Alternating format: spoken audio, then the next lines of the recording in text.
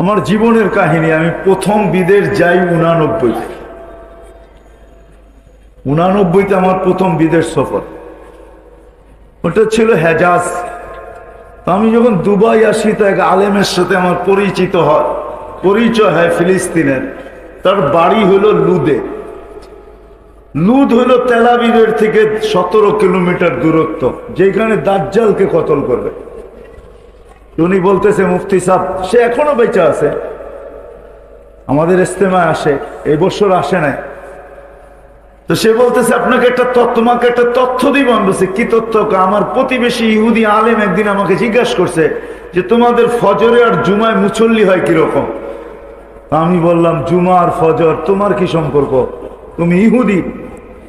পরে ভাবলাম আমার প্রতিবেশী তর্কে জড়ানো ঠিক হবে না। আমি বললাম, জুমার তুলনায় আমাদের ফজরে কোনো মুসল্লি হয় না। তো সে বলল, ইদান নাহনু ফিল আমান, তাইলে শোনো, আমরা এখনো নিরাপদ। সে বলল যে বুঝলাম না। আমাদের কিতাবে এখনো লেখা আছে, আর এটা শুধু ইহুদিদের না, খ্রিস্টানের কিতাবেও লেখা আছে, যেদিন মুসলমানদের জুমার জামাত আর ফজরের জামাত সমান হবে, ওই দিন থেকে মুসলমানদের বিজয়ের পালা কুদরতি ভাবে শুরু হবে। যদি আপনি প্রমাণ চান, আমার কাছ থেকে নাম্বার নিতে পারেন। যদি প্রমাণ চান, ওই পৃষ্ঠার পুরুষ আপনাকে আমি দিতে পারি। এখনো ইহুদি খ্রিস্টানদের কিতাবে লেখা আছে। এই জন্য আসেন, আমরা যদি আমাদের বিজয়ের পালা চাই, শুধু বিজয়ের পালা না, আল্লাহ ডাকে।